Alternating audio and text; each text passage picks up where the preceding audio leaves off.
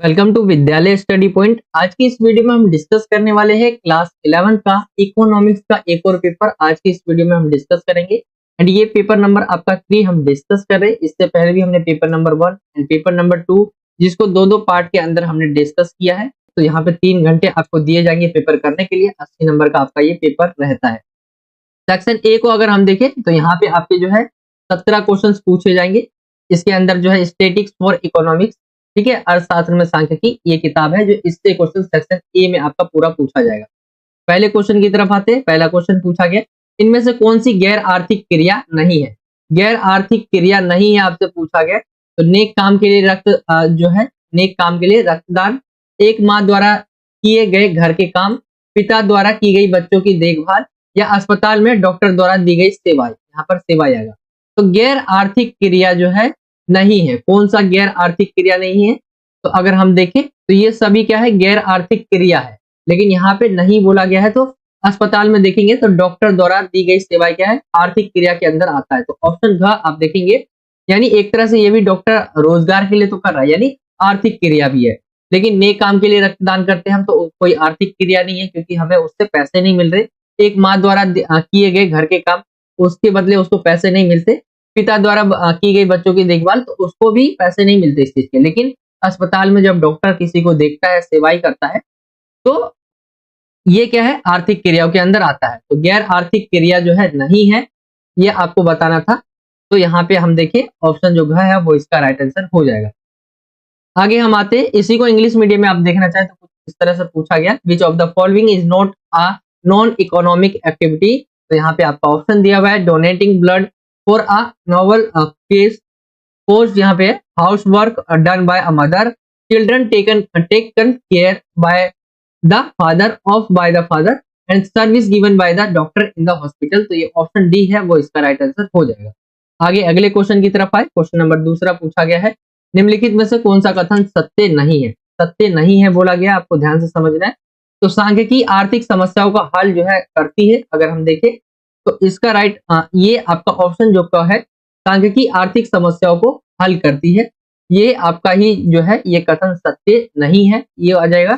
सांख्यिकी आर्थिक समस्याओं के विश्लेषण में सहायक होती है, ये बात सही है। सांख्यिकी नीति निर्माण में भी सहायक होती है, और सांख्यिकी विधियां सामान्य बुद्धि का स्थानापन्न नहीं है, तो ये भी सही हो जाएगा। अगर हम देखें सत्य क्या नहीं है, तो समस्याओं का हल नहीं प्रस्तुत करती, वो समस्या प्रस्तुत करती है आपके सामने कि क्या क्या समस्या हो सकती है। हल तो आपको ढूंढेंगे। तो ये सांख्यिकी के बारे में आर्थिक समस्याओं का हल प्रस्तुत करती है। ऑप्शन जो का है वो इसका राइट आंसर हो जाएगा। इसी को इंग्लिश मीडियम में देखिए, विच of the following statements is not true. तो यहाँ पे स्टैटिक्स सोल्व्स इकोनॉमिक प्रॉब्लम्स, तो यहाँ पे ऑप्शन ए इसका राइट आंसर निकल कर आ जाएगा। ये नॉट ट्रू यानी सही नहीं है, ऑप्शन ए सही हो जाएगा इसका। आगे हम आते हैं क्वेश्चन नंबर 3 की तरफ। क्वेश्चन नंबर तीसरा पूछा गया है, समय, धन और श्रम की दृष्टि से निम्न में से कौन सी विधि सबसे खर्चीली है। टेलीफोनिक साक्षात्कार, प्रत्यक्ष व्यक्तिगत अनुसंधान, प्रश्नावली के द्वारा सूचनाएं, स्थानीय स्रोतों से सूचनाएं। तो देखिए यहाँ पे जो प्राथमिक आपका जो है रिसर्च रहता है, ठीक है, प्रत्यक्ष व्यक्तिगत अनुसंधान, ये इसके अंदर सबसे ज्यादा मेहनत भी लगता है, बहुत खर्चीला भी होता है और समय भी बहुत ज्यादा लगता है। तो ऑप्शन था इसका राइट आंसर निकल कर आ जाएगा, प्रत्यक्ष व्यक्तिगत अनुसंधान, ठीक है, अनुसंधान आएगा यहाँ पे। तो ये इसका राइट आंसर निकल कर आ जाएगा। इसी को इंग्लिश मीडियम में देखें, विच of the following methods is the most expensive in terms of time, money and labour. तो यहाँ पे आपके राइट आंसर जो निकल कर आ जाएगा, डायरेक्ट पर्सनल रिसर्च। यहाँ पे आप देखेंगे ये आपका ऑप्शन जो बी है वो इसका राइट आंसर आ जाएगा। तो ये थर्ड क्वेश्चन हो गया आपका। आगे हम आते अगले क्वेश्चन की तरफ। क्वेश्चन नंबर 4 पूछा गया, इन विधियों में से किस विधि की अनुक्रिया दर सबसे अधिक है। ऑनलाइन, व्यक्तिगत अनुसंधान, फोन द्वारा या डाक द्वारा। अगर हम देखें तो इसका इन विधियों में से किस विधि का अनुक्रिया दर सबसे अधिक रहता है। तो यहाँ पे ऑप्शन ख इसका राइट आंसर निकल कर आ जाएगा, व्यक्तिगत अनुसंधान, ये इसका राइट आंसर होगा। इंग्लिश मीडियम में देखिए, which method has the highest response rate among this method. तो यहाँ पे पर्सनल रिसर्च जो रहता है वो, इसका राइट आंसर ऑप्शन बी आ जाएगा। आगे आते हैं अगले क्वेश्चन की तरफ। अगला क्वेश्चन 5वां पूछा गया, यदि एक परिवार की आय का 30% जो है भोजन पर व्यय करता है, तो पाई चित्र द्वारा भोजन पर व्यय को कितने अंश के कोण द्वारा दर्शाया जाएगा, ये आपको बताना है। ऐसा ही हमने 50% वाला क्वेश्चन भी डिस्कस किया था। जिसके अंदर हमने पाई चार्ट कुछ इस तरह से बनाया था एंड 50% बोला गया है। तो ये कितना रहता है, 360 डिग्री रहता है, क्योंकि हमसे कोण पूछा गया है। एंड यहाँ पे देखिए जब ये 50% पूछा जाएगा तो 180 डिग्री का कोण बनाएगा।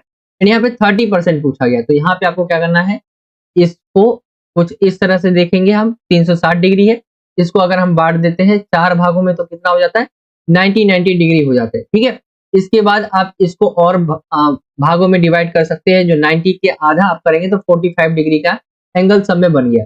एंड यहाँ पे अगर देखिए 30% बोला गया है, तो यहाँ पे अगर हम देखें ये कितना आधा हो गया ये आपका। ठीक है, इसको 4 भागों में बांट देते तो हम ये आ जाता है आपका लगभग जो है ये ज्यादा पहुंच जाएगा, तो इससे आपको थोड़ा सा ज्यादा एंगल रहेगा। अगर देखें तो 108 डिग्री इसका राइट आंसर निकल कर आ जाएगा। आप निकाल पाएंगे आंसर, आपको खुद से निकालना है इसका आंसर, बाकी मैंने आपको पहले भी बताया था कि किस तरह से आपको आंसर निकालना होगा। तो ये आपका का राइट आंसर होगा। इंग्लिश मीडियम में देखिए, if a family spends their 30% of its income on food, then by how many degrees will the pie diagram represent the expenditure on food. तो यहाँ पे 108 जो ऑप्शन बी है 108 डिग्री, ये इसका सही आंसर होगा। अगले क्वेश्चन की तरफ आते हैं। क्वेश्चन नंबर 6 पूछा गया है, तोरण के माध्यम से निम्न का मान ज्ञात किया जा सकता है, किसका, माध्य का, माध्यिका का, बहुलक का या सहसंबंध का। तो अगर हम देखें तो इसके माध्यम से जो है ऑप्शन का माध्यिका का जो है जो मान है वो ज्ञात किया जा सकता है तोरण के माध्यम से। ऑप्शन जो खा है वो इसका राइट आंसर होगा। इंग्लिश मीडियम में देखिए, the value of the following can be determined through जो है पाइलोन। तो यहाँ पे अगर हम देखें तो मीडियन, ऑप्शन जो बी है वो इसका राइट आंसर आ जाएगा। क्वेश्चन नंबर 7वें की तरफ आते हैं। 7वां पूछा गया, केंद्रीय प्रवृत्ति का सर्वाधिक प्रयोग किया जाने वाले माप कौन सा है, माध्यिका, समांतर माध्य, बहुलक या शतमक। अगर हम देखें केंद्रीय प्रवृत्ति का सर्वाधिक यूज किया जाने वाला जो माप है वो है समांतर माध्य। ऑप्शन था इसका जो है राइट निकल कर आपका आ जाएगा। इसी को 7वें को इंग्लिश मीडियम में देखें, the most commonly used measures of central tendency is. तो यहाँ पे जो है अर्थमेटिक मीन, ऑप्शन जो बी है वो इसका राइट आंसर आ जाएगा। आगे हम आते हैं क्वेश्चन नंबर 8वें की तरफ। 8वां पूछा गया है, माध्यिका वह औसत है जो श्रृंखला को कितने बराबर भागों में बांटती है। तो राइट आंसर आपका 2 बराबर भागों में बांटती है। ऑप्शन जो घ है वो इसका राइट आंसर निकल कर आ जाएगा। एंड इसी को इंग्लिश मीडियम में देखें, क्वेश्चन नंबर 8वां है, median is the average which divides the series into equal parts. तो यहाँ पे अगर हम देखें तो 2 पार्ट्स के अंदर डिवाइड होता है। ऑप्शन डी इसका राइट आंसर निकल कर आ जाएगा। 8वां क्वेश्चन हो गया। अगले क्वेश्चन की तरफ आते हैं। क्वेश्चन नंबर 9वां है, निम्न में से कौन सा सूचकांक का एक प्रकार नहीं है। तो सेंसेक्स ये सूचकांक का एक प्रकार है, महंगाई दर, निफ्टी ये सभी है ऊपर के, लेकिन औद्योगिक उत्पादन सूचकांक ऑप्शन जो घ है वो कोई सूचकांक का प्रकार नहीं है। ठीक है, इंडेक्स जिसे हम बोलते हैं, इंडेक्स का कोई एक प्रकार नहीं है। ऑप्शन घ इसका राइट आंसर निकल कर आ जाएगा। एंड इसी को इंग्लिश मीडियम में देखिए, विच of the following is not a type of index. तो यहाँ पे जो है इंडस्ट्रियल प्रोडक्शन इंडेक्स जो है ऑप्शन डी, ये कोई जो है इंडेक्स का पार्ट नहीं है। ठीक है, टाइप नहीं है, तो ये आपका हो जाएगा राइट आंसर ऑप्शन डी। आगे की तरफ आए, क्वेश्चन नंबर 10वां पूछा गया है, वह भार कीमत सूचकांक जिसमें वर्तमान वर्ष की मात्रा को भार के रूप में प्रयोग किया जाता है क्या कहलाता है। यहाँ पे आपके सामने ऑप्शन दिए हुए एंड यहाँ पे बोला गया जैसे कम है, सरल समूहित सूचकांक, उपभोक्ता मूल्य सूचकांक, लेस पेयर सूचकांक या पास्ते सूचकांक। अगर हम इसका राइट आंसर देखें तो ऑप्शन का निकलकर इसका राइट आंसर आ जाएगा आपका उपभोक्ता मूल्य सूचकांक। वह भार कीमत सूचकांक जिसमें वर्तमान वर्ष की जो मात्रा को भार के रूप में प्रयोग किया जाता है क्या कहलाता है, उपभोक्ता मूल्य सूचकांक। तो ऑप्शन का इसका राइट आंसर हो जाएगा। इसी को इंग्लिश मीडियम में देखिए, the weight price index in which of the quantity of the current year is used as weight is called. तो यहाँ पे अगर देखिए कंज्यूमर प्राइस इंडेक्स जो है ऑप्शन बी इसका राइट आंसर आ जाएगा। तो ये आपके जो है 10 एमसीक्यू क्वेश्चन कुछ इस तरह से हो जाएंगे। अब आगे के क्वेश्चन जो रहेंगे आपके 3 नंबर वाले, 4 नंबर वाले और 6 नंबर वाले रहेंगे। आगे चलते हैं हम अगले क्वेश्चन की तरफ। क्वेश्चन नंबर है आपका 11वां। 11वां क्वेश्चन पूछा गया, अर्थशास्त्र में सांख्यिकी का क्या महत्व आपको बताना है। तो अर्थशास्त्र के अंदर जो सांख्यिकी पढ़ते हैं आप, उसका क्या महत्व रहता है। तो अनेक आर्थिक समस्याओं को सांख्यिकी की सहायता से समझा जा सकता है। यह आर्थिक नीतियों के निर्माण में सहायक है। अर्थशास्त्र के विभिन्न क्षेत्रों में सांख्यिकी का महत्व इस प्रकार है, जैसे उपभोग के अंतर्गत सांख्यिकी अगर हम देखें तो भिन्न भिन्न आय वाले व्यक्ति अपनी आय का प्रयोग किस प्रकार करते हैं, यह हम जो है उपभोग संबंधी आंकड़ों के द्वारा जान सकते हैं। जैसे व्यक्ति किस पे ज्यादा खर्च कर रहा है आज के समय, तो ये हम क्या है उपभोग के अंतर्गत जो सांख्यिकी रहती है इसके माध्यम से पता कर सकते हैं। उपभोग संबंधी आंकड़े व्यक्तियों को अपना बजट बनाने एवं जीवन स्तर को सुधारने में उपयोगी एवं सहायक सिद्ध होते हैं। तो ये पहला हो जाएगा सांख्यिकी के महत्व में। दूसरे पॉइंट की तरफ आए, उत्पादन के अंतर्गत सांख्यिकी, तो यहाँ पे देखा जाता है सांख्यिकी की सहायता से उत्पादन प्रक्रियाओं का तुलनात्मक अध्ययन किया जाता है। उत्पादन संबंधी आंकड़े मांग तथा पूर्ति में सामंजस्य स्थापित करने में उपयोगी एवं सहायक होता है कि हमें कितना बनाना है, कितनी मांग है, कितना जो है सेल हो जाएगा अगर हम कोई प्रोडक्ट बनाते तो एक, क्योंकि इनके आधार पर वस्तु के उत्पादन की मात्रा को निर्धारित किया जाता है कि वस्तु जो है कितना उत्पादन किया जाएगा। तो ये आपका उत्पादन के अंतर्गत सांख्यिकी आ जाएगा। एंड तीसरा जो रहेगा वितरण के अंतर्गत सांख्यिकी। यहाँ पे तीसरा हो जाएगा ये आपका, तो उत्पादन के विभिन्न कारकों जैसे भूमि, श्रम, पूंजी और उद्यम के मध्य राष्ट्रीय आय के वितरण की समस्या का समाधान करने में सांख्यिकी विधियों का प्रयोग किया जाता है। ये आपका हो जाएगा सांख्यिकी का क्या महत्व रहता है, इंपॉर्टेंस रहता है अर्थशास्त्र में। आई होप आप समझ गए होंगे। इंग्लिश मीडियम में देखिए, what is the importance of statics in economics. तो यहाँ पे स्टैटिक्स अंडर कंजम्पशन यहाँ पे बताया हुआ है, आप इसे पढ़ सकते हैं। स्टैटिक्स अंडर जो है प्रोडक्शन यहाँ पे बताया हुआ है, एंड स्टैटिक्स अंडर जो है डिस्ट्रीब्यूशन। ठीक है, कुछ इस तरह से है ये स्टैटिक्स जो है इंपॉर्टेंस क्यों है इकोनॉमिक के अंदर। तो मैंने economic problem can be understood with the help of statics. It is helpful in formality economic policies. The importance of statistics in various fields of economics is as follow. तो यहाँ पे statistics under जो है consumption जैसा explain किया गया है। We can know through consumption data how people with different incomes use their income. Consumption related data proves useful and helpful to people in making their budget and improving their जो है standard of living. तो ये है data हमें provide करवाता है कि consumption हो कितना रहा है। दूसरा देखिए स्टैटिक्स अंडर जो है प्रोडक्शन, तो with the help of statics comparative study of production process is done. Production related data is useful and helpful in establishing harmony between demands and supply because the quantity of production of goods is determined on their basis. ये आपका statics for under जो है production के बारे में आ जाएगा। तीसरा देखिए, तीसरा पॉइंट है स्टैटिक्स अंडर जो है डिस्ट्रीब्यूशन। तो statics method are used to solve the problem of distribution of national income among various factors of production, land, labor, capital and enterprise. तो ये आप पढ़ सकते हैं, ये एक्सप्लेन किया गया इंग्लिश मीडियम में। ये क्वेश्चन हो जाएगा 11वां। हम आते हैं अब अगले क्वेश्चन की तरफ, क्वेश्चन नंबर है 12वां। ये आपका जो है केस दिया हुआ है, एक तरह से केस है एंड इससे रिलेटेड एमसीक्यू क्वेश्चन पूछे गए। जैसे एक शोधकर्ता जलवायु परिवर्तन की समझ पर लोगों से आंकड़े एकत्रित करना चाहता है। इसके ऊपर जलवायु परिवर्तन की समझ पर लोगों से क्या है आंकड़े, उसे जो डेटा है वो इकट्ठे करना चाहते हैं। इन दिनों गूगल फॉर्म के माध्यम से ऑनलाइन सर्वेक्षण लोकप्रिय है और शोधकर्ता ने इसे अग्रेसित करने के लिए अनुरोध करते हुए अपने दोस्तों और परिवारों को गूगल फॉर्म भेजकर आंकड़े एकत्र किए। अब यहाँ पे बोला गया है एकत्र किए गए आंकड़ों की विशेषता क्या होगी, तो ये यथोचित रूप से विश्वसनीय होगी, कम लागत पर सटीक जानकारी मिलेगी यहाँ से, एंड कम समय लगेगा इसमें, एंड इसका उपयोग सभी। तो ये सारी चीजें निकल कर आ जाएगी इसके अंदर। एकत्र किए गए आंकड़ों की जो विशेषता रहेगी वो विश्वसनीय रहेगी, सटीक जानकारी रहेगी और कम समय में बन जाएगा। तो ये सभी इसकी आप विशेषता कह सकते हैं। तो ऑप्शन डी इसका राइट आंसर होगा। अगले क्वेश्चन की तरफ आएंगे। दूसरा है आंकड़े एकत्रित करने में क्या है प्रगणकों की आवश्यकता होती है, तो बहुत कम जो है आप यहाँ पे कम, ठीक है, ऑप्शन जो सी है वो इसका राइट आंसर हो जाएगा। कम जो है प्रगणकों की आवश्यकता पड़ती है। तीसरा है गूगल फॉर्म से आंकड़े से प्राप्त किया जा सकता है विस्तृत क्षेत्र, केवल शिक्षित लोगों को, केवल इंटरनेट सुविधा वालों को या उपयोग सभी। तो गूगल फॉर्म से जो आंकड़े हम सभी का, जैसे विस्तृत क्षेत्र हो गया, केवल शिक्षित लोगों, ठीक है, यहाँ पे बताया गया है केवल इंटरनेट सुविधा वालों लोगों या उपयोग सभी। तो ये आपका ऑप्शन डी निकल कर आ जाएगा, उपयोग सभी से जो है प्राप्त किया जा सकता है। ये आपका हो जाएगा।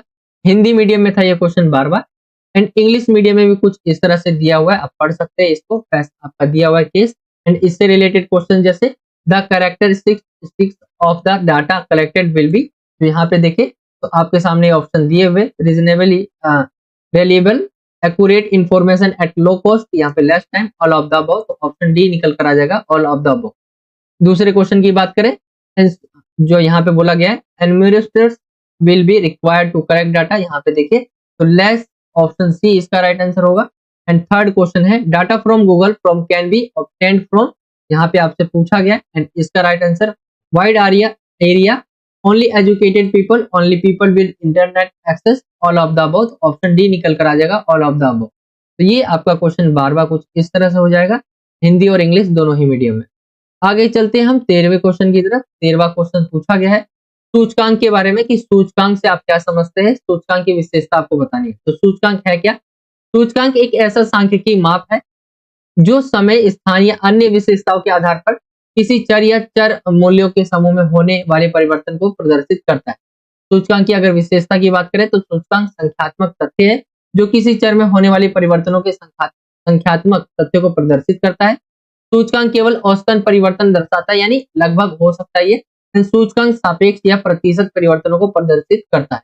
तो ये इसकी विशेषता हो गई सूचकांक की, जिसे इंग्लिश में इंडेक्स बोलते हैं। उसके बारे में आप पढ़ रहे होंगे, फीचर से ये इसके। इंग्लिश मीडियम में देखिए, what do you understand by index and describe the characteristics of index. तो यहाँ पे इंडेक्स होता क्या है? An index is a statistical measure that reflect change in a variable or group of variable values over time, space और other जो है characteristic feature. अगर हम देखें इंडेक्स से, तो index is a numerical fact with which displays the numerical fact of changes occurring in a variable. The index show only average changes and the index display relative और percentage changes. तो ये आपके इसके features हो जाएंगे। तो ये 13वां question हो जाएगा आपका। आगे चलते हैं हम अगले क्वेश्चन की तरफ। क्वेश्चन नंबर है आपका 14वां। प्राथमिक आंकड़ों की किन्हीं 4 विशेषताओं के बारे में बोला गया है बताने को। तो प्राथमिक आंकड़े क्या होते हैं? जो पहली बार हम जाकर, जैसे आप देखेंगे जनगणना होती है, तो किसी व्यक्ति के पास पहली बार जाकर उसके बारे में पता करना, एक तरह से वही प्राथमिक आंकड़े होते हैं। प्राथमिक आंकड़े वो होते हैं जो अनुसंधानकर्ता द्वारा अपने उद्देश्य के लिए सर्वप्रथम स्वयं एकत्रित किए जाते हैं। प्राथमिक आंकड़े मौलिक होते हैं क्योंकि अनुसंधानकर्ता स्वयं उनके मौलिक स्रोत से जो है एकत्रित करता है। प्राथमिक आंकड़ों को एकत्रित करने में अधिक समय, धन और परिश्रम की जो है आवश्यकता पड़ती है। यदि अनुसंधानकर्ता 11वीं कक्षा के विद्यार्थियों से पूछकर अर्थशास्त्र विषय की अंक सूची बनाता है, तो इस तरह से प्राप्त आंकड़े प्राथमिक आंकड़े माने जाएंगे। यानी विद्यार्थियों से पूछकर कि आपके कितने नंबर आए और फिर उसकी डिटेल्स पूरी बनाते हैं कि हाँ इन बच्चों के इतने नंबर आए। एंड ये हो जाएगा आपका प्राथमिक आंकड़ों के बारे में। इंग्लिश मीडियम में देख सकते हैं, share primary data with any for future. तो यहाँ पे primary data are those which are the first collected by the researcher himself for his purpose.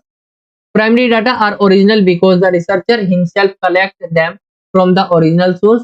Collecting primary data requires more money, time and effort.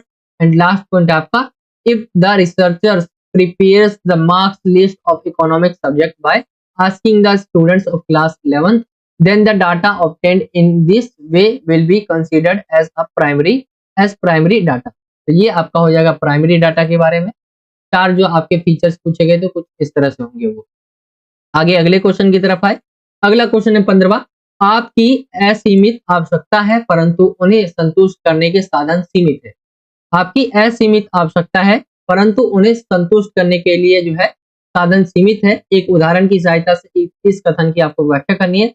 जिन आवश्यकताओं की संतुष्टि पहले से की जानी चाहिए उनके चुनाव आप कैसे करते हैं? तो यही करते होंगे हम। अगर आप देखें तो हम चुनाव क्या करते हैं, कोई चीज हमें लेनी है तो हमें उससे देखना है कि सबसे ज्यादा जरूरी हमारे लिए क्या है। ठीक है, कोई और सामान लेना जरूरी है कि ये सामान लेना ज्यादा जरूरी है। तो हमारी आवश्यकता असीमित तथा उन्हें संतुष्ट करने के लिए सीमित व वैकल्पिक उपयोग वाले हैं। जैसे यदि एक विद्यार्थी के पास 500 है, वह पुस्तकें वह एक नई ड्रेस खरीदना चाहता है, 500 रुपए उसके पास, और पुस्तकें यानी किताब और क्या है ड्रेस खरीदना चाहता है जिनका कुल मूल्य 800 रुपए है। तब वह 500 में दोनों इच्छाओं में से किसी एक को चुनेगा। 500 में दोनों इच्छाओं की संतुष्टि नहीं की जा सकती, इसलिए वह उस इच्छा को पहले संतुष्ट करेगा जो अधिक आवश्यक है।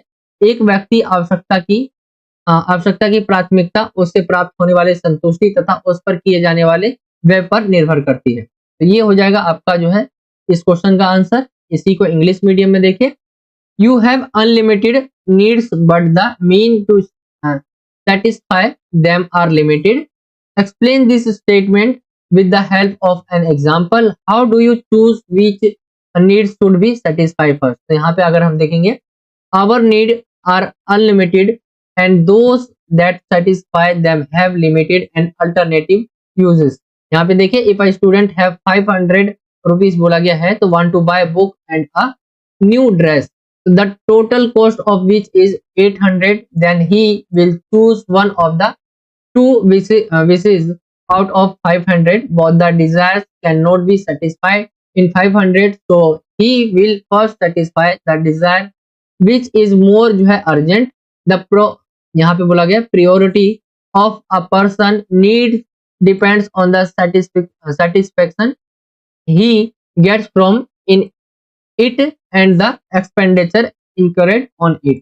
तो यहाँ पे अगर हम देख ले, बाकी पूछा ये भी गया था कि इसमें जो है सबसे, इसमें आप किसका चुनाव करेंगे, तो आपको बताना है बैग का या आप किताबों का। तो यहाँ पे अगर हम देखें तो अगर बैग नहीं होगा तो तभी हम पढ़ सकते हैं, लेकिन किताब हमारे लिए जरूरी है, तो ये आप कह सकते हैं कि किताब यहाँ पे चुनेंगे। क्वेश्चन नंबर 16 की तरफ आते हैं। क्वेश्चन नंबर 16 है माध्यिका के गुण एवं अवगुणों का वर्णन करना है। माध्यिका होता क्या है, तो माध्यिका एक श्रेणी का मध्यमान है जो इसे दो बराबर भागों में विभाजित करती है। माध्यिका के गुण की बात करें तो इसकी गणना बहुत सरल होती है, इसको हम आसानी से निकाल सकते हैं। ये सीमांत चरम मूल्यों से प्रभावित नहीं होती है, इसे ग्राफ की सहायता से दर्शाया जा सकता है। आंकड़ों के अनियमित होने पर इसकी गणना की जा सकती है। तो ये हो जाएगा इसके गुणों के बारे में, ये गुण है। एंड आगे की तरफ जो है दोषों के बारे में पूछा गया। अवगुण जिसे आप दोष भी कह सकते हैं, तो ये सभी क्या है, दोष है।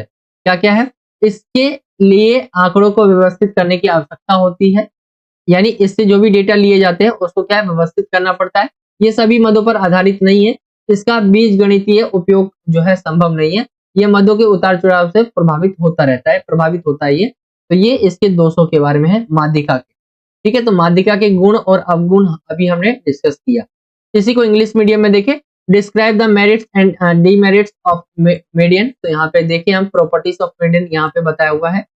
तो यहाँ पे it is it is easy to calculate, यहाँ पे कैलकुलेट करना इजी रहता है। It is not affected by जो है मार्जिना एक्सट्रीम वैल्यूज, यहाँ पे देख ले हम। It can be shown with the help of graph, यहाँ पे जो है ग्राफ की मदद से दिखाया जा सकता है।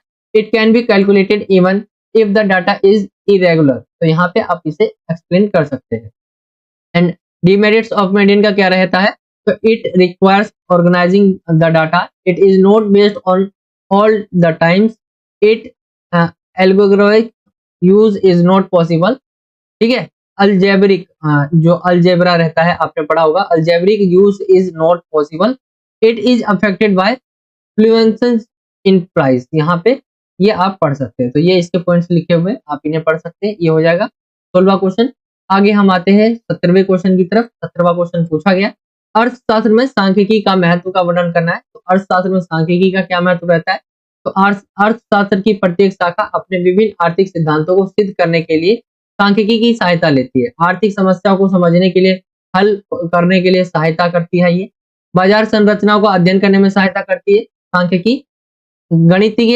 गणितीय संबंध स्थापित करने में सहायता करती है। विभिन्न आर्थिक अवधारणाओं के व्यवहार का अध्ययन करने में सहायक है। ये आर्थिक नीतियों के प्रभाव के मूल्यांकन में सहायक है, कि आर्थिक कोई भी नीति आ रही है तो उसका हम मूल्यांकन करते हैं कि क्या वो सफल रहा या असफल रहा, तो इसकी भी गणना इसी से की जाती है, मूल्यांकन किया जाता है। तो ये 17वां क्वेश्चन हो जाएगा। इसी को आप इंग्लिश मीडियम में देख सकते हैं। Describe the importance of statics in economics. तो यहाँ पे देखिए, every branch of economics takes the help of statics to prove its various economic theories, help in understanding and solving economic problems, help in studying market structures, help in establishing mathematical relationships, helpful in studying the behavior of various economic concepts, helpful in evaluating the impact of economic policies। तो ये आपका 17वां question English medium में कुछ इस तरह से हो जाएगा। Importance of statics in economics था, ये यहाँ से स्टार्ट हो जाता है सेक्शन बी। इसके अंदर जो है 18 से लेकर जो है आपका 27 तक जो है वो एमसीक्यू क्वेश्चंस रहेगा। ठीक है, तो 18वें क्वेश्चन की तरफ आते, किस स्थिति में उत्पादन संभावना जो वक्र है यानी पीपीएफ दाईं ओर खिसकता है, आपसे पूछा गया कि कौन सी ऐसी स्थिति है उत्पादन संभावना जो वक्र रहता है वो दाईं ओर खिसकता है।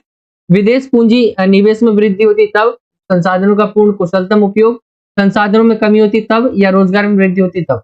अगर हम देखें विदेशी जो पूंजी है उसका निवेश में जो है वृद्धि रहती है, यानी अगर आप भारत को देखेंगे तो भारत के अंदर जो है विदेशी निवेश का मतलब है दूसरे देश जो है भारत में आके इन्वेस्ट करते हैं अपना पैसा। तो विदेशी जो पूंजी है, विदेशी जो पैसा है निवेश में जब वृद्धि होती है, बहुत ज्यादा होता है, तब जो है ये दाईं ओर खिसकता है। तो राइट आंसर आपका ऑप्शन ए इसका राइट आ जाएगा। इसी को आप इंग्लिश मीडियम में देखें तो इंग्लिश मीडियम में दिया हुआ है 18वां question, in which situation does the production possibility curve shift to the right. तो यहाँ पे देखें increase in foreign capital investment, ये आपका ऑप्शन ए निकल कर आ जाएगा। तो ये आपका जो है राइट आंसर निकल कर आ जाएगा। तो ऑप्शन ए होगा इसका राइट आंसर। आगे हम आते हैं क्वेश्चन नंबर 19वें की तरफ। उत्पादन संभावना वक्र एक सीधी रेखा हो सकता है जब दोनों वस्तुओं के उत्पादन में कमी की जाए, दोनों वस्तुओं का अधिक उत्पादन किया जा सकता है, सभी संसाधनों दोनों वस्तुओं के उत्पादन में समान रूप से कुशल हो, या सभी संसाधन दोनों वस्तुओं के उत्पादन में समान रूप से कुशल ना हो। ये आपके सामने ऑप्शन दिए हुए हैं एंड इसका जो राइट आंसर निकल कर आ जाएगा, सभी संसाधन दोनों वस्तुओं के उत्पादन में समान रूप से कुशल हो तो उत्पादन संभावना वक्र जो एक सीधी रेखा हो सकता है। तो राइट आंसर आपका ऑप्शन सी निकल कर आ जाएगा। इसी को इंग्लिश मीडियम में देखें, production possibilities curve can be straight line when, कब होगा जब all resources are equally efficient in producing both the goods. तो यहाँ पे ऑप्शन सी इसका राइट आंसर हो जाएगा। क्वेश्चन नंबर 20वें की तरफ आते हैं। 20वां क्वेश्चन है, निम्न में से किसके कारण उत्पादन संभावना वक्र में दाईं ओर खिसकाव होता है। तो निम्न में से किसके कारण जो है उत्पादन संभावना वक्र में दाईं ओर खिसकाव होता है। तकनीक में प्रगति होता है, संसाधनों का विनाश होता है, तकनीक में अवनति होता है, या बेरोजगारी। अगर हम देखें तकनीक में जो है प्रगति होता है, विकास होता है, तब जो है ये दाईं ओर खिसकता है। तो ऑप्शन ए इसका राइट आंसर निकल कर आएगा। एंड इसी को इंग्लिश मीडियम में देखें, विच of the following causes of a shift in the production possibilities curve to the right। यहाँ पे प्रोग्रेस इन टेक्नोलॉजी जब होता है, ऑप्शन ए इसका राइट आ जाएगा आंसर। ठीक है, तो तकनीक में प्रगति रहता है तो जो उत्पादन संभावना वक्र है वो दाईं ओर खिसकता है, यानी राइट साइड। आगे की तरफ आए हम क्वेश्चन नंबर 21वें को देखें, निम्न में से किसके कारण उत्पादन संभावना वक्र में बाईं ओर खिसकाव होता है। अभी दाईं की बात की गई थी, अब बाईं की बात की गई। तो तकनीक में प्रगति के कारण, अप्राप्य संयोग के कारण, तकनीक में अवनति के कारण, संसाधनों का अल्प प्रयोग के कारण। अगर हम देखें तो तकनीक में क्या होता है, अवनति, यानी तकनीक क्या है, एक तरह से इसके अंदर विकास हो रहा है, एक तरह से इसके अंदर गिरावट हो रहा है। तो तकनीक में अवनति होता है तब जो है ये बाईं ओर खिसकता है उत्पादन संभावना वक्र। ठीक है, तो ये हो जाएगा इसका आंसर। एंड यहाँ पे अगर देखिए इसी को इंग्लिश मीडियम में, विच of the following causes of leftward shift in the production possibilities curve. तो यहाँ पे देखिए राइट आंसर जो है डिक्लाइन इन टेक्नोलॉजी जब होता है, ऑप्शन सी इसका राइट आंसर हो जाएगा। क्वेश्चन नंबर 22वें की तरफ आते हैं। सीमांत उपयोगिता है क्या है, आपसे सीमांत उपयोगिता पूछा गया। तो अंतिम उपयोग की गई इकाई से प्राप्त उपयोगिता, प्रथम उपभोग की गई इकाई से प्राप्त उपयोगिता, कुल उपयोगिता को कुल उपभोग इकाइयों से भाग, या हमेशा धनात्मक।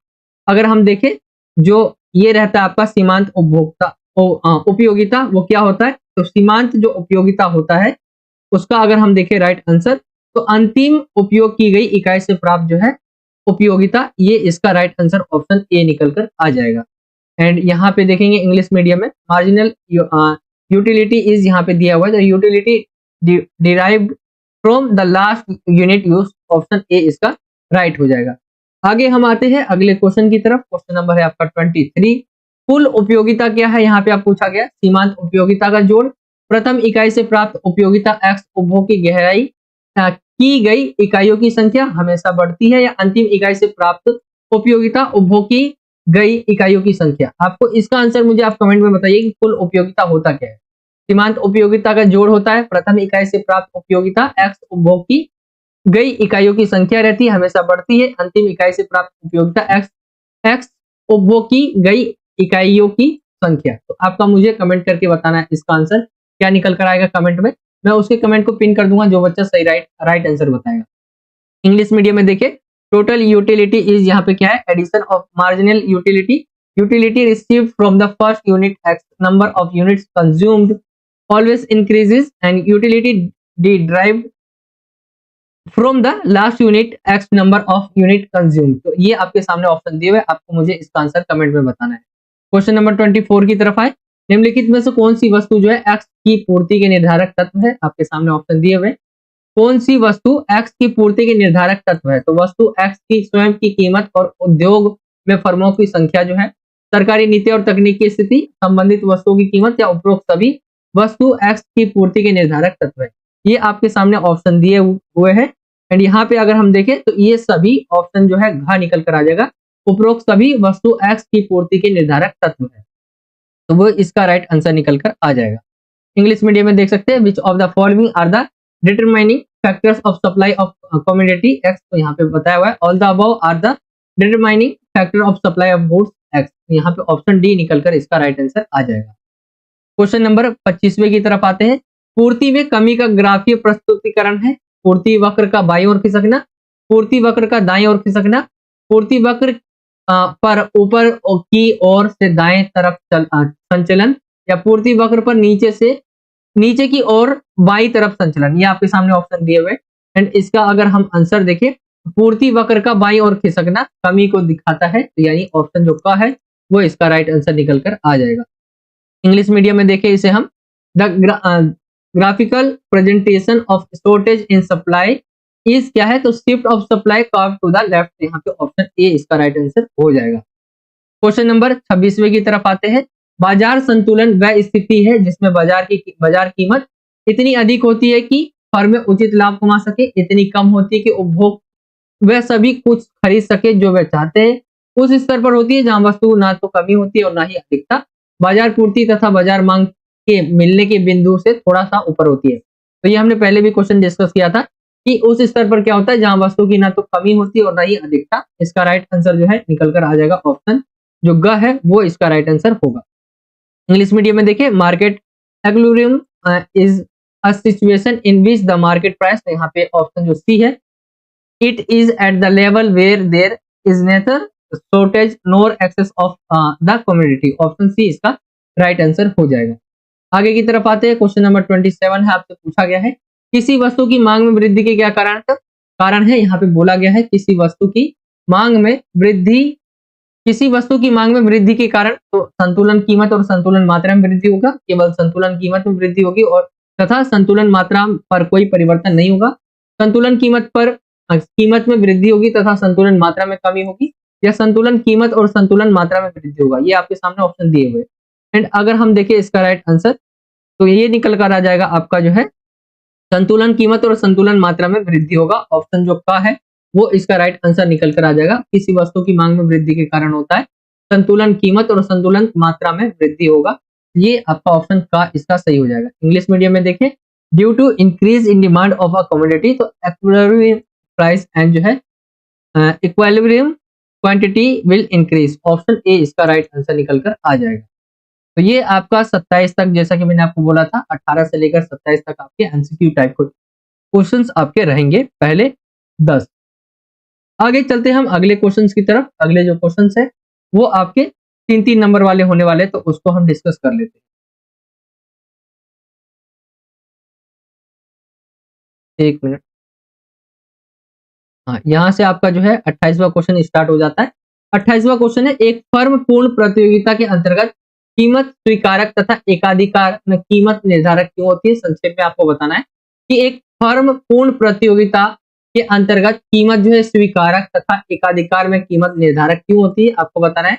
तो अगर हम यहाँ पे देखिए किसके ऊपर क्या क्या कारण होते हैं, फर्मों की संख्या हो गई। पूर्ण प्रतियोगिता में फर्मों की संख्या इतना अधिक होती है कि, यानी इतनी अधिक होती है कि कोई भी एक फर्म अपनी स्वयं की पूर्ति को कम या अधिक करके कुल बाजार जो है पूर्ति पर कोई प्रभावपूर्ण परिवर्तन नहीं कर सकती, अतः बाजार कीमत अप्रभावित रहती है। तो ये हो जाएगा।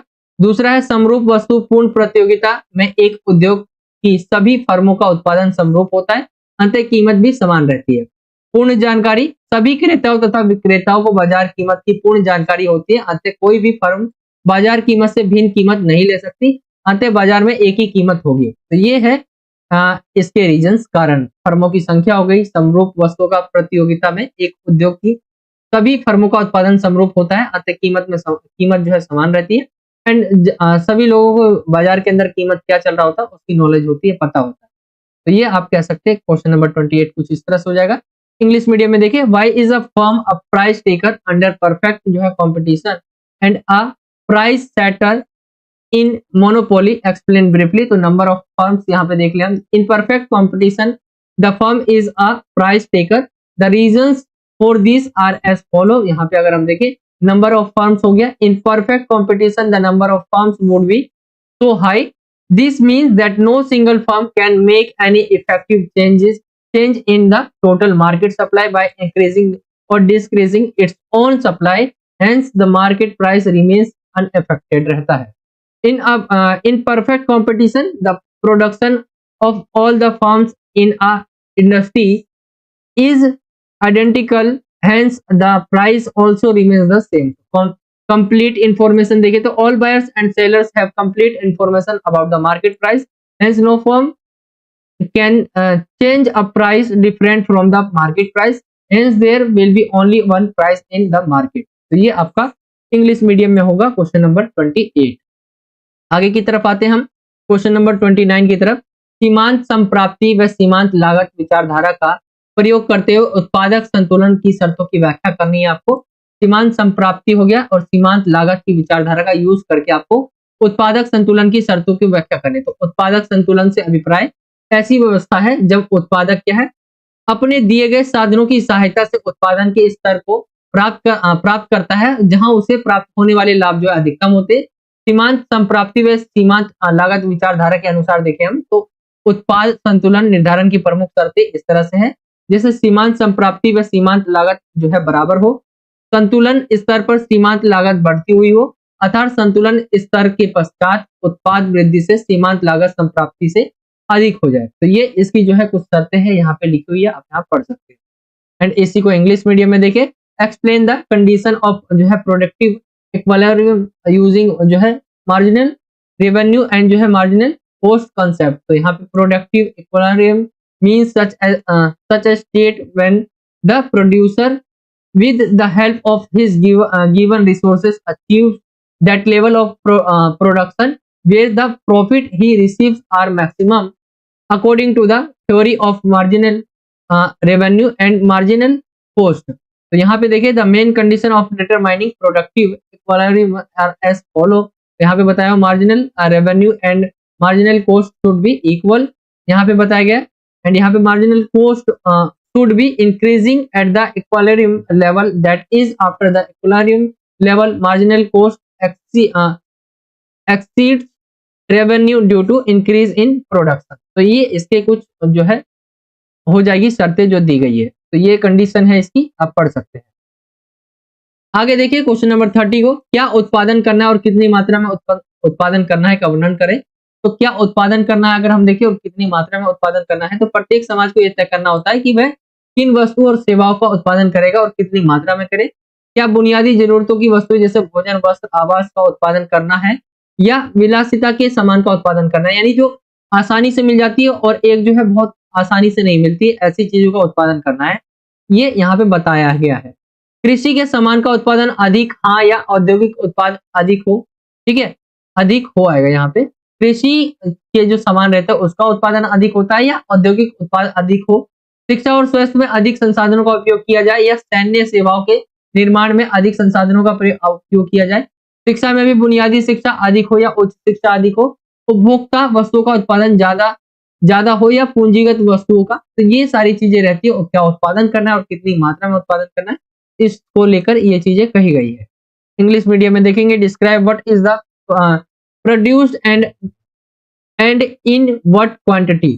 तो यहाँ पे every society has to decide which goods and service it will produce and in what quantity, whether producing basic needs goods like food, clothing, house और जो है हाउसिंग और producting luxury goods.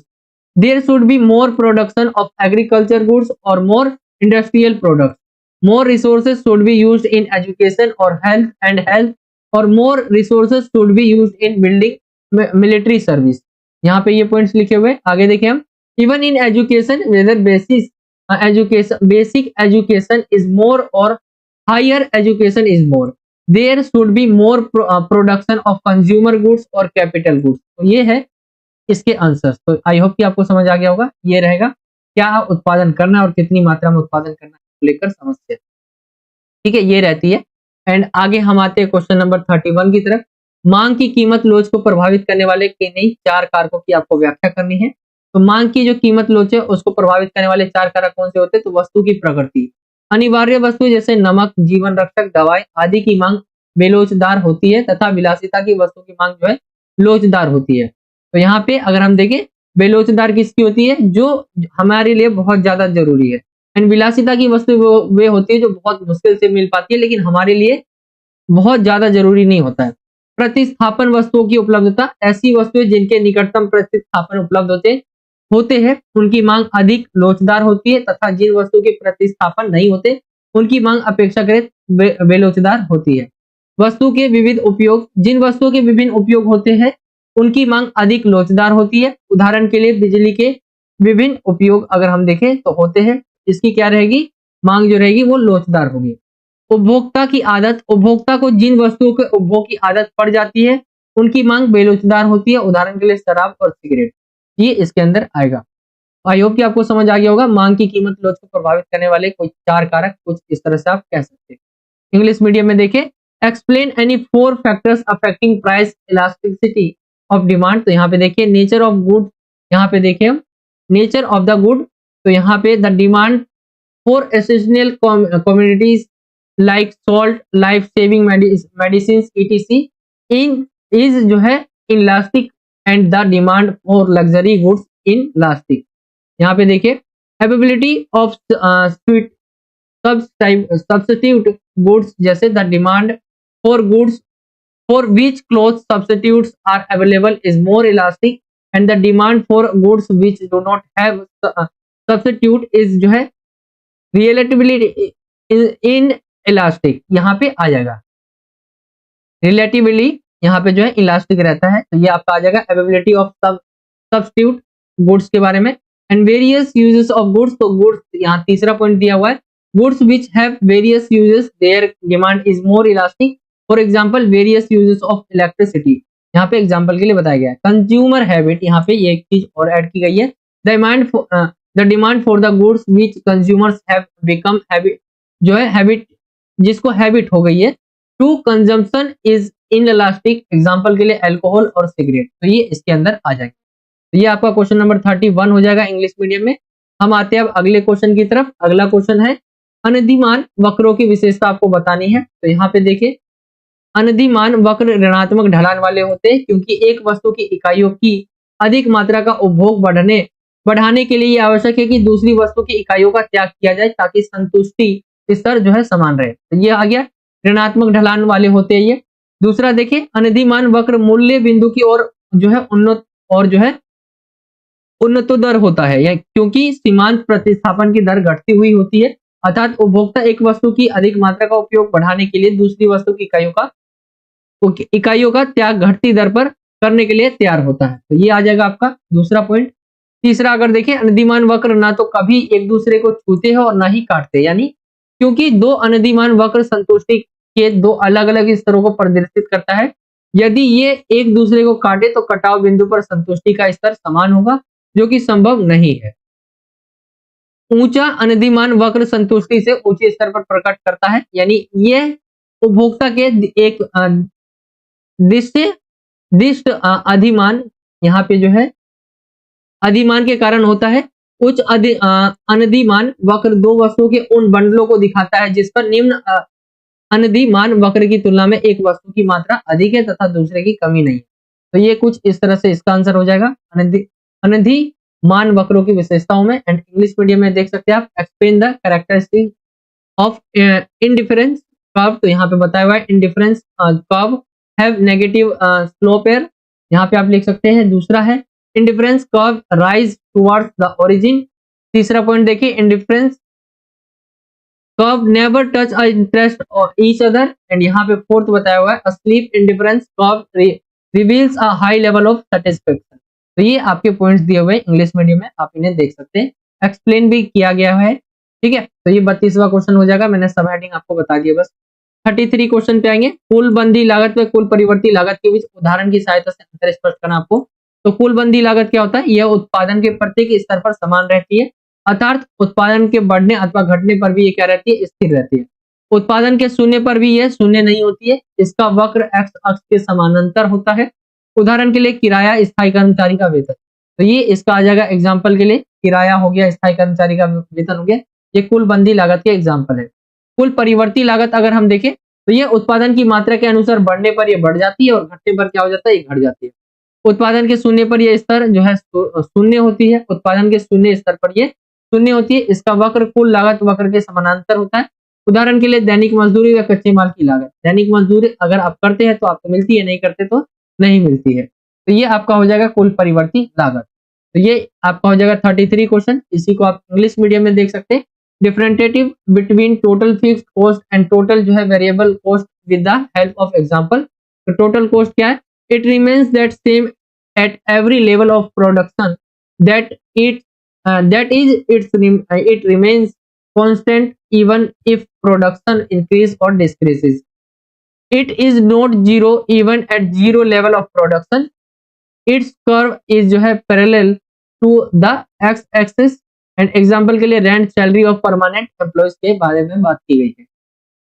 Total variable cost की बात करें तो it increases as the quantity of production increase and decrease कब होता है, जब प्रोडक्शन डिक्रीज होता है। दूसरा देखिए, it is zero at zero level of production, अगर जीरो लेवल का प्रोडक्शन रहेगा तो जीरो रहेगा। It curve is parallel to the total cost curve. आगे देखिए एग्जांपल के लिए डेली जो है daily wage and cost of raw material, तो ये आपका राइट आंसर निकल कर आ जाएगा। तो ये 33 का इंग्लिश मीडियम में हो जाएगा क्वेश्चन एंड हिंदी मीडियम में मैंने आपको पहले बता दिया। अब आते हैं हम अगले क्वेश्चन की तरफ। अगला क्वेश्चन है 34वां, पूर्ति में परिवर्तन तथा पूर्ति में मात्रा में परिवर्तन। पूर्ति में परिवर्तन एक बात की गई है और पूर्ति की मात्रा में परिवर्तन के बीच आपको अंतर बताना। तो पूर्ति की मात्रा में परिवर्तन अगर हम देखें तो ये वस्तु की कीमत में परिवर्तन के कारण पूर्ति में होने वाला बदलाव है। इस स्थिति में पूर्ति के अन्य निर्धारक तत्व अपरिवर्तित रहते हैं। इस स्थिति में पूर्ति का नया नियम जो है लागू होता है। पूर्ति वक्र पर इस स्थिति में ऊपर अथवा नीचे की ओर संचलन होता है। पूर्ति में परिवर्तन अगर हम देखें तो ये वस्तु की कीमत के अलावा पूर्ति के अन्य निर्धारकों में परिवर्तन के कारण पूर्ति में होने वाला परिवर्तन है। इस स्थिति में वस्तु की कीमत अपरिवर्तित रहती है। इस स्थिति में पूर्ति का नियम क्रियाशील नहीं होता और पूर्ति वक्र इस स्थिति में जो रहता है दाईं ओर या बाईं ओर खिसक जाता है। तो ये है पूर्ति में परिवर्तन जिसके अंदर दाईं और बाईं ओर खिसक जाता है, ये जब पूर्ति वक्र जो है इस स्थिति में होता है। तो ये आपका हो जाएगा क्वेश्चन नंबर 34 का Hindi medium. And English medium में देखेंगे differentiate between change in supply and change in quantity supplied. तो यहाँ पे चेंज इन क्वालिटी सप्लाइड बताया हुआ है। It is the change in supply due to change in the price of good. In this situation after determinants of supply remains unchanged. In this situation the law of supply applies. In this situation there is upward or downward movement on the supply curve. A change in supply अगर हम देखें तो it is the change in supply due to change in other जो है determinants of supply other than the price of the good. In this situation the price of the commodity remains unchanged. In this situation the law of supply does not work and in this situation the supply curve shift to the right or left. तो ये इसका right answer हो जाएगा। तो बाकी ये English medium में था 34 क्वेश्चन।